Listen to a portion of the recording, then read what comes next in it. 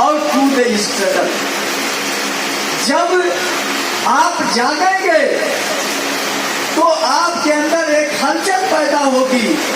वो हलचल क्या होगी कि हम ऐसी व्यवस्था को खत्म कर दें। तब लोग तैयार हो गए, वो संघर्ष करने की स्थिति में आ गए।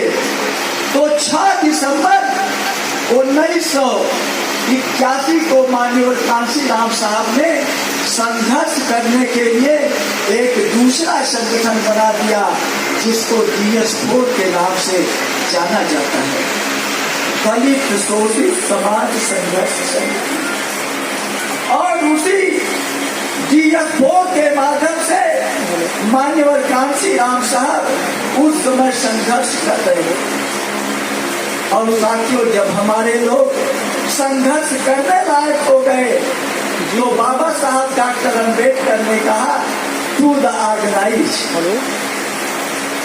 तब उन्होंने कहा कि अब हमें संगठन बनाना चाहिए। हमारे लोग संगठित हो रहे हैं। तब 14 अप्रैल 1984 को मान्यवर कांसी राम साहब ने एक तीसरा संगठन बना दिया, बहुजन समाज पार्टी।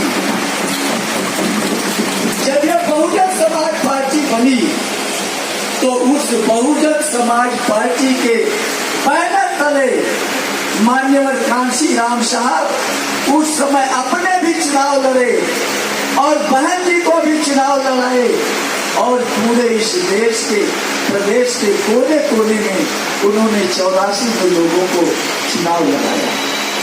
और उस समय कम से कम हमको 15 लाख वोट मिले थे। साहब इतने में ही खुश थे कि आज हमने पार्टी बनाया और इतने लाख हमारे समर्थक हो गए। और धीरे धीरे यह ग्राफ बढ़ता रहा। लेकिन साथियों, मैं आपको बताऊं कि 15 मार्च मान्यवर कांसी राम साहब ने अपने जन्मदिन पर उन्होंने 15 मार्च 1988 को उन्होंने एक संघर्ष शुरू किया। और यह संघर्ष लंबा चला। यह 17 सितंबर 1989 तक चला। वो कौन सा संघर्ष था? इस देश में मान्यवर कांसी राम साहब ने भारत के 5 कोनों से, कन्याकुमारी से लेकर के दिल्ली तक, कारगिल से लेकर के दिल्ली तक, कोहिमा से लेकर के दिल्ली तक, पुरी से लेकर के दिल्ली तक, पोरबंदर से लेकर के दिल्ली तक, भारत के 5 कोनों से उन्होंने कौन सा काम किया? उन्होंने साइकिल मार्च निकाला और लाखों किलोमीटर साइकिल चला करके, इस तरह की मीटिंगें करके, सिम्पोजियम करके, सेमिनार करके, बड़ी बड़ी रैलियां करके मान्यवर कांसी राम साहब ने पूरे देश में लोगों के अंदर एक राजनीतिक जागरूकता पैदा की। लोगों को उनके वोट के हक के बारे में बताया कि वोट की कीमत क्या होती है, सत्ता का महत्व क्या होता है। इसको अगर किसी ने बताया तो मान्यवर कांसी राम साहब ने बताया और किसी ने नहीं बताया। इसलिए साथियों, मैं आपसे कहना चाहता हूं कि आज मान्यवर कांसी राम साहब का जन्मदिन। कांसी राम साहब ने बाबा साहब के जन्मदिन पर, बाबा साहब के परिनिर्वाण दिवस पर वो हमेशा संकल्प लेते थे। तो आज भी हमें संकल्पित होना होगा, हमें संकल्प लेना होगा कि आज हम मान्यवर कांसी राम साहब के पुण्यतिथि पर ये संकल्प लेते हैं कि जैसे बाप सेठ के लोगों ने गांव-गांव में जाकर के उनको उनके वोट की कीमत को समझाया, सत्ता के महत्व को बताया, उन्होंने संविधान में क्या आपके हक हैं क्या अधिकार हैं उसके बारे में बताया। इसलिए साथियों, आपको बिल्कुल तैयार हो जाना चाहिए इसी संकल्प के साथ कि हम गांव-गांव में जाकर के लोगों को कैडर दे करके हम संविधान के बारे में बता करके, उनके अधिकारों के बारे में बता करके हम बहन कुमारी मायावती जी को आने वाले 2024 के लोकसभा के चुनाव में बहन कुमारी मायावती जी को इस देश का हम पीएम बनाएंगे। साथियों, इस देश में जो हमारी आबादी है, यह आबादी इतनी आबादी है कि अगर हमारा ये बहुजन समाज, जिनको जाति के आधार पर तोड़ करके छोटे छोटे टुकड़ों में बांट करके बहुजन से अल्पजन बनाया था, तो मान्यवर कांशीराम साहब ने इस अल्पजन को, ये जाति के आधार पर तोड़े गए छोटे छोटे टुकड़ों को उन्होंने इकट्ठा किया और उनके अंदर भाईचारा पैदा किया। जब थोड़ा सा भाईचारा पैदा हुआ तो आप लोगों ने देखा कि देश में तो नहीं, देश के सबसे बड़े सूबे उत्तर प्रदेश में बहन कुमारी मायावती जी को साहब ने 3 बार मुख्यमंत्री बना दिया। इसलिए साथियों, मैं कहना चाहता हूं कि जब 14 अप्रैल 1900 वो अपने समाज को जागरूक करने के लिए वो काम करता था, उसी समय साथियों, जब मान्यवर कांशीराम साहब ने ये बाम से 1978 में बनाया, तो आप लोगों को याद है कि 1978 में जनता पार्टी की सरकार बनी थी। हमारे यही बनारस के थे राजनारायण राय जी, ये भी केंद्र की सरकार में मंत्री थे। उन्होंने कहा इस दबे कुचले समाज को हक देने के लिए, अधिकार देने के लिए हम कुछ कानून बनाना चाहते हैं। अब बहन जी उस समय टीचर थी, वो अध्यापिका थी, तो बहन जी भी उस मीटिंग में गई। तो उस मीटिंग में राजनारायण सिंह बार-बार एक कहते थे कि मैं हरिजनों को कुछ अधिकार देना चाहता हूँ।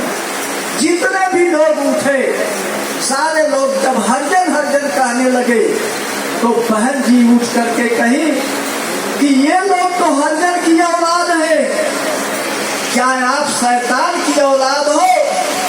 उसी समय राजनारायण का मुंह काला हो गया। और ये सूचना जब मान्यवर कांशीराम साहब को मिली, तो मान्यवर कांशीराम साहब ने बहन कुमारी मायावती जी से संपर्क किया। और बहन कुमारी मायावती जी वो भी जैसे मान्यवर कांशीराम साहब देख रहे थे कि वो अच्छा साइंटिस्ट बनेंगे, तो उसी तरह से बहन कुमारी मायावती जी का ख्वाब था कि मैं IAS बनूंगी।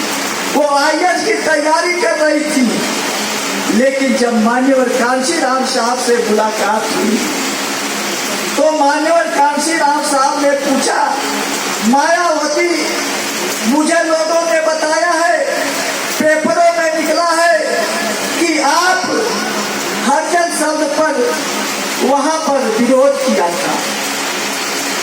हरिजन शब्द एक गाली होती है, ये हरि के औलाद हैं, इनके माँ बाप नहीं है। तो कांशीराम साहब ने कहा कि उस लड़की से मुझे जरूर बात करनी चाहिए।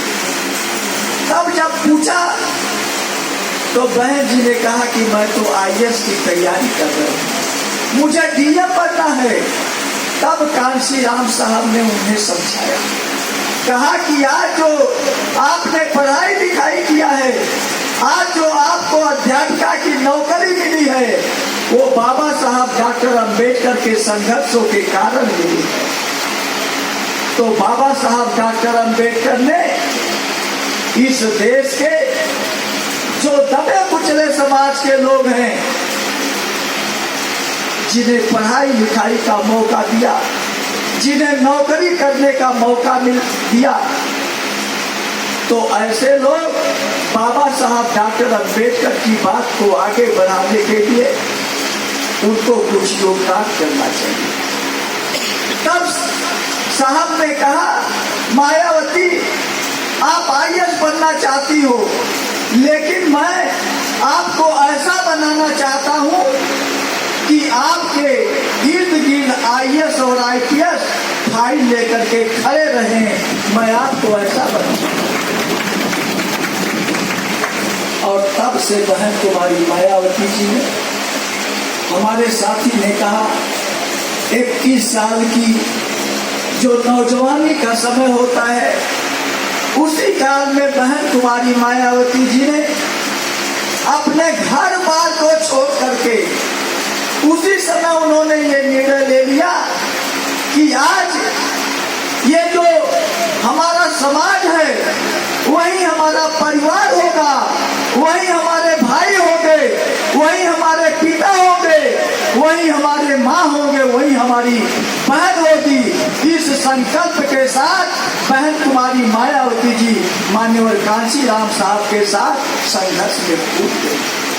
इसलिए साथियों मैं कहना चाहता हूँ कि मान्यवर कांशीराम साहब ने जब अपने लोगों को ये समझा दिया, हमारे पढ़े लिखे कर्मचारियों ने इस सोती हुई कौम को जो दबाए गए थे, सताए गए थे, पछाड़े गए थे, ऐसे लोगों को जब उन्होंने जागरूक किया तो उनके अंदर थोड़ी संघर्ष करने की भावना जगी। तो बाबा साहब डॉक्टर अम्बेडकर ने क्या किया?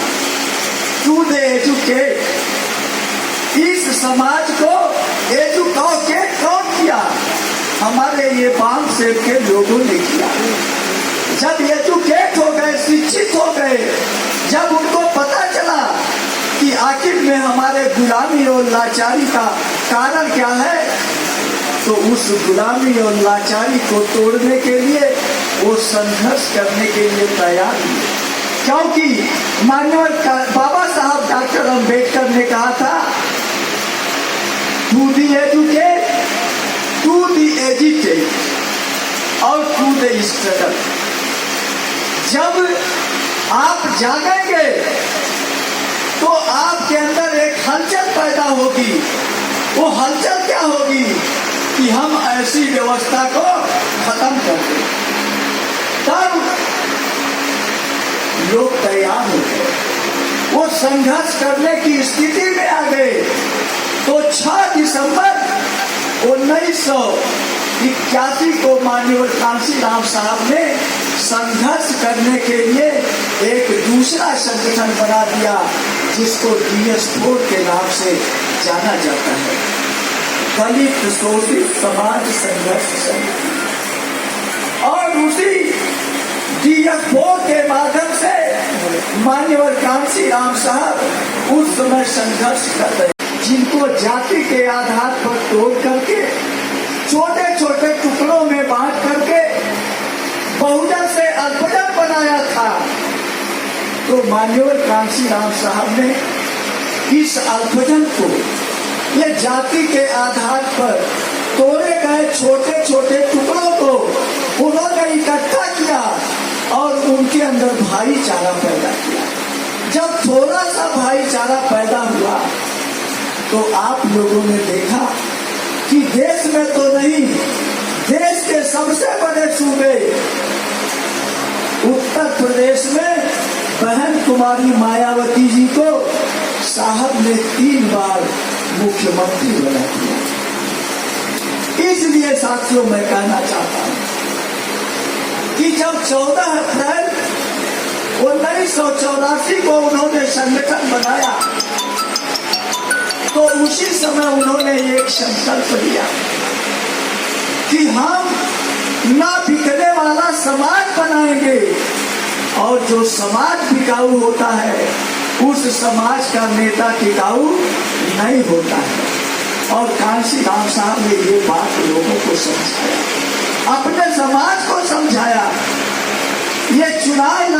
वाले लोग, ये जो मनुवादी मानसिकता के लोग हैं, ये लोग तो ये कहते हैं कि अरे ये तो चमरौटी है, ये तो भरौटी है, ये तो अहियाना है।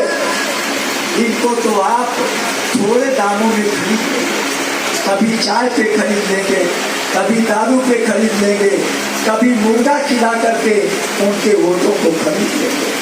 तब साहब ने कहा अब हम इस समाज को अब बिकने नहीं देंगे, हम न बिकने वाला समाज बनाएंगे। दूसरा संकल्प मान्यवर कांशीराम साहब ने क्या दिया? दूसरा संकल्प मान्यवर कांशीराम साहब ने लिया कि बाबा साहब डॉक्टर अम्बेडकर ने 2 जिम्मेदारियां इनको सौंपी थी। 25 नवंबर 1949 को बाबा साहब डॉक्टर अम्बेडकर ने कहा था कि 26 जनवरी 1950 को हम विरोधाभास की जिंदगी में प्रवेश करेंगे। राजनैतिक क्षेत्र में हमें समानता का दर्जा मिलेगा, बराबरी का दर्जा मिलेगा और हमें एक वोट का अधिकार मिलेगा। तो मान्यवर कांशीराम साहब ने लोगों को समझाया, बाबा साहब ने बताया कि हमने जो अपने लोगों को एक वोट का अधिकार दे दिया है, उससे हमने सबको बराबर कर दिया है। जो वोट की कीमत एक राजा की होगी, वही वोट की कीमत एक भिखारी की होगी। जो वोट की कीमत एक रानी की होगी, वही वोट की कीमत एक नेत्रानी की होगी। तो हमने वोट का अधिकार दे करके सारे लोगों को बराबर कर दिया। तो 26 जनवरी 1950 से हमारे लोगों को समानता का दर्जा मिल जाएगा। लेकिन इस देश में जो सामाजिक गैर बराबरी है, जो आर्थिक गैर बराबरी है, उन्होंने कहा कि मैं अपने जीते जी इसको नहीं ले पाया। और सामाजिक गैर बराबरी को और आर्थिक गैर बराबरी को खत्म करने की जिम्मेदारी बाबा साहब डॉक्टर अम्बेडकर ने ऐसे समाज के ऊपर छोड़ा। और इस बात को अगर किसी ने स्वीकार किया तो मान्यवर कांशीराम साहब ने कहा कि अब हम इस देश में सामाजिक गैर बराबरी और आर्थिक गैर बराबरी को हम खत्म करें। और उन्होंने नारा दे दिया, क्या नारा दिया? सामाजिक परिवर्तन और आर्थिक मुक्ति आंदोलन। तो मान्यवर कांशीराम साहब ने इस देश में सामाजिक परिवर्तन और आर्थिक मुक्ति आंदोलन छेड़ दिया। अगर इसका हम विश्लेषण करेंगे तो काफी समय लगेगा, इसलिए साथियों हम आपका ज्यादा समय नहीं लेना चाहते हैं। हम आपको ये बताना चाहते हैं कि मान्यवर कांशीराम साहब ने संकल्प जो लिया कि हम इस देश में सामाजिक परिवर्तन और आर्थिक मुक्ति आंदोलन चलाएंगे, इस गैर बराबरी को हम खत्म करेंगे। इस गैर बराबरी को खत्म करने के लिए मान्यवर कांशीराम साहब ने कहा कि बहुजन समाज पार्टी द्वारा छेड़े गए सामाजिक परिवर्तन और आर्थिक आंदोलन के तहत हम बहुजन समाज के अंदर राजनैतिक जागरूकता पैदा करके इस देश की शासन सत्ता पर कब्जा करना चाहते हैं। यही बहुजन समाज पार्टी का लक्ष्य है, यही बहुजन समाज पार्टी का मकसद है। अगर आप सामाजिक गैर बराबरी को, आर्थिक गैर बराबरी को खत्म करना चाहते हैं तो आपकी जो इस देश की ये हमारी ये जो राजनीतिक सत्ता है, जो पॉलिटिकल पावर है, उस पर हमें कब्जा करना है। और आज हम लोग संकल्प ले रहे हैं कि हम लोग गांव में जाएंगे और गांव में जाकर के लोगों को समझाने की कोशिश करेंगे। और निश्चित रूप से हमारा समाज सबसे जो जातियों में बटा हुआ है, टुकड़े टुकड़े में बटा हुआ है। आज हमारे लोग जो थोड़ा सा समझदार लोग हैं तो इस तरह का कार्यक्रम कर रहे हैं, लेकिन साथियों जिस तरह से माननीय कांची राम साहब ने कार्यक्रम किया उस तरह से कार्यक्रम नहीं हो रहा है।